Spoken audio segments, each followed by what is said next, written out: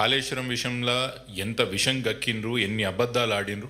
కాళేశ్వరం కూలేశ్వరం అయిపోయింది, దేనికి పనికిరాదని అబద్ధాలు చెప్తూ దాదాపు 2.5 సంవత్సరాలు అయిపోయినాక ఈరోజు కాలం అడ్డం తిరిగిన తర్వాత, కాలం లేకపోయిన పరిస్థితుల్లో ఈరోజు కరువు వెంటాడుతున్న సమయంలో కాళేశ్వరమే తెలంగాణకి శ్రీరామ రక్ష ఏ విధంగా అయితే మారిందో అదే పాపం పండడం అంటాం.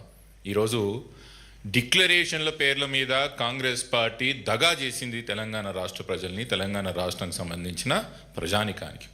మొదటగా యూత్ డిక్లరేషన్ అని, తర్వాత SC ST declaration, BC declaration, minority declaration, మహిళా డిక్లరేషన్, రైతు డిక్లరేషన్లు, ఇవన్నిటి కూడా కూర్చి ఆ రోజు తుక్కుగూడల 6 గ్యారంటీ డిక్లరేషన్లు అని చెప్పి సోనియా గాంధీ గారిని కూడా తీసుకొచ్చి ఏకతాటిగా ఒక రియాలిటీ షో చూపించి తెలంగాణ ప్రజల్ని మోసం చేసి ఏ ఒక్క వాగ్దానాన్ని కూడా పూర్తి చేయకుండా 2.5 సంవత్సరాల యొక్క కాలయాపన చేసింది కాంగ్రెస్ పార్టీ. అందుకే చెప్తున్న పాపం పండింది.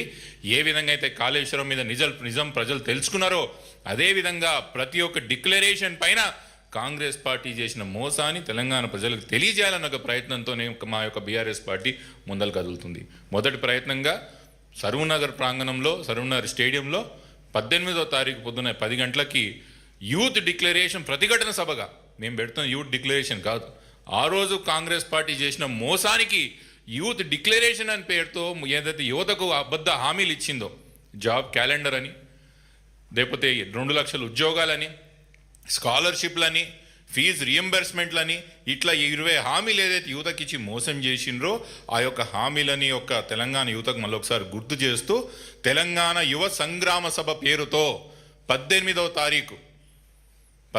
తారీఖు సరూనగర్ స్టేడియంలో ప్రాంగణంలో పొద్దున 10 గంటలకు సభ జరగబోతున్నది. తెలంగాణ వ్యాప్తంగా యువత అన్నటికి కూడా, విద్యార్థులందరికీ కూడా, నిరుద్యోగులందరికీ కూడా మేము అప్పీల్ చేస్తుంది ఏమనగా ఇది బీఆర్ఎస్ పార్టీకి సంబంధించిన సభనే కాదు. మనమందరం మోసపోయినాం, మనమందరం కూడా దెబ్బతిన్నాం. కాంగ్రెస్ పార్టీ ఇచ్చిన వాగ్దానానికి దెబ్బతిన్నాం. కాబట్టి మీరందరూ కూడా మాతో పాటు చేయికి చేయి కలిపి, గలానికి గలం కలిపి పెద్ద ఎత్తున ప్రాంగణానికి రావాలా. ఈ యొక్క కాంగ్రెస్ పార్టీకి బుద్ధి చెప్పాల్సిన అవసరం ఉన్నది. రానున్న 2 సంవత్సరాలన్నా కనీసం వీళ్ళేమైనా జాబులు ఇస్తారో లేదా వాగ్దానాలు పూర్తి చేస్తారో ఆ ఒత్తిడి తెచ్చే ఒక ప్రయత్నం చేయాలని కోరుకుంటూ 18 తారీఖున కేటీఆర్ గారి నాయకత్వంలో సభ పెట్టడం జరుగుతూ ఉంది. ఏ విధంగా అయితే రేవంత్ రెడ్డి గారు రైతులని మోసం చేసిండో, పదే కాళేశ్వరం కూలేశ్వరం అయిపోయిందని అబద్ధాలు చెప్పిండో, ఇవాళ అదే కాళేశ్వరము రేవంత్ రెడ్డి గారికి మెడకి చుట్టుకొని ఉరితాడుగా ఇలా అయిపోయిందో, ఇలా ఏ విధంగా ఇలా రైతుల ముంగట టోటల్గా యావత్ తెలంగాణ ప్రజల ముంగట ఇలా రేవంత్ రెడ్డి గారు పూర్తి అబద్ధాలు చెప్పిందనేది ఇలా నిజం అయిపోయిందో, ఇలా 1,00,000 క్యూసెక్ ఆఫ్ వాటర్ కలిసిపోతూ ఉంటే కనీసం ఎత్తుతలేడు అనేది చాలా బాధాకరం అని చెప్పి సందర్భంగా తెలియజేస్తా ఉన్నాం. అది ఇలా ఎక్స్పోజ్ అయిపోయింది. అదేవిధంగా యువతకు వచ్చేసరికి పదే కేసీఆర్ గారు ఉద్యోగాలు ఇవ్వలేదు అని చెప్పి అబద్ధాలు ఆడి దాన్ని నిజం చేయించే ప్రయత్నం చేసిండు రేవంత్ రెడ్డి గారు. కానీ ఇంతకుముందు ఎన్నోసార్లు చెప్పిన, అసెంబ్లీ సాక్షిగా కూడా చెప్పిన, ఈ భారతదేశ చరిత్రలోనే గవర్నమెంట్ ఉద్యోగాలు ఇచ్చింది 2,32,000 ఉద్యోగాలకి నోటిఫికేషన్ ఇచ్చింది కేసీఆర్ గారే అని చెప్పక తప్పదని చెప్పి సందర్భంగా తెలియజేస్తా ఉన్నాను. అందులో 1,67,000 ఉద్యోగాల్ని కేసీఆర్ గారు ప్రభుత్వం ఉన్నప్పుడే నింపుకున్నారు. మొన్న 60,000 ఉద్యోగాలు కూడా కేసీఆర్ గారివే ఇచ్చిన నోటిఫికేషన్ తెలుసు. ఇలా కేసీఆర్ గారు గవర్నమెంట్ ఉద్యోగాలే కాకుండా ఇలా ప్రైవేట్ రంగాల్లో కూడా ఇలా బెంగళూరు కంటే ఎక్కువగా ఇలా 10 లక్షల ప్రైవేట్ ఉద్యోగాలు కూడా కల్పించింది ఆనాడు కేసీఆర్ గారు, కేటీఆర్ గారు అని పదే ఇప్పటివరకు మేము చెప్పడం జరిగింది. కానీ దాని అబద్ధాలు చెప్పే ప్రయత్నం చేసిండు. ఇలా అంతా అర్థమైపోయింది. ఇలా యూత్ డిక్లరేషన్ అని అదే సరూర్ నగర్లో పెట్టి, ఆ సరూర్ నగర్లో ఏమని డిక్లేర్ చేసిరు వాళ్ళు? ఆ రోజు సంవత్సరం లోపల 2 లక్షల ఉద్యోగాలు ఇస్తాము. సంవత్సరం అయిపోయింది, 2 సంవత్సరాలు అయిపోయింది, ఇది 3వ సంవత్సరం కూడా ఇంకొక 6 నెలలు అయితే 3వ సంవత్సరం కూడా అయిపోతాయి. ఎక్కడవే నేను 2 లక్షల ఉద్యోగాలు పట్టుమని 10,000 ఉద్యోగాలు కూడా ఇవ్వలేకపోయిన పరిస్థితి. ఎటువైనేమి 2 లక్షల ఉద్యోగాలు ఇలా యువతకి మీరు మొత్తము ఆనాడు రెచ్చగొట్టి ఇదే అశోక్ నగర్ చౌరస్తాకి దిల్సుఖ్ నగర్లో ఉన్న ఎడ్యుకేషన్ హబ్స్కి ఆ రోజు పోయి పిల్లల్ని రాహుల్ గాంధీ గారు వచ్చి రెచ్చగొట్టిరు. ఆ రోజు రెచ్చగొట్టి పదే చెప్పిండ్రు, మేము 2 లక్షల ఉద్యోగాలు ఇస్తున్నాము, మీరు ఎట్టు పరిస్థితిలో 2 ఉద్యోగాలు మీరు ఊడగొడితే మేము 2 లక్షల ఉద్యోగాలు ఇస్తామని చెప్పి ఆ రోజు రాహుల్ గాంధీ గారు రేవంత్ రెడ్డి గారు చెప్పారు. ఎక్కడ వేరియాల అదే అశోక్ నగర్ చౌరస్తాకు వస్తావా? దమ్ముందా? రాహుల్ గాంధీ గారిని తీసుకొని వచ్చి ఇక్కడికి బావర్చి బిర్యానీ సాక్షిగా అశోక్ నగర్ యువతను మోసం చేసి 3 సంవత్సరాలు కావడానికి వస్తుంది. ఇంకో 3 నెలలు అయితే 3 సంవత్సరాలు ఈ ప్రభుత్వానికి. ఎక్కడ రాహుల్ గాంధీ గారు? లాఠీ చార్జ్ చేసిన రోజు రాహుల్ గాంధీ గారు స్పందించలేదు. అశోక్ నగర్లో కానివ్వండి, దిల్సుఖ్ నగర్లో కానివ్వండి, అక్కడున్న నిరుద్యోగ యువత, అక్కడున్న నాయకులు వాళ్లను, మహిళలను, అబ్బాయిలను ఈడ్చుకుంటూ అరెస్టులు చేస్తుంటే, లాఠీ చార్జ్లు చేస్తుంటే ఎక్కడ రాహుల్ గాంధీ గారు? ఎక్కడ ప్రియాంక గాంధీ గారు? ఈ డిక్లరేషన్లు అన్నిచ్చింది కూడా ప్రియాంక గాంధీ గారు, రాహుల్ గాంధీ గారే కదా. మరి వాళ్ళు ఎందుకు మాట్లాడతలేరు?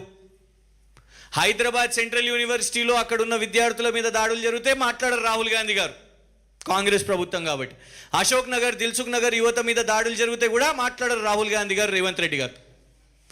అంతేకాకుండా బద్నాం చేస్తారు, పేడ్ ఆర్టిస్టులు వీళ్ళు అంట. వాళ్ళని పేడ్ ఆర్టిస్టులు అని అంటున్నారు. ఇవాళ ఆ యువతలో కోపం ఉన్నది.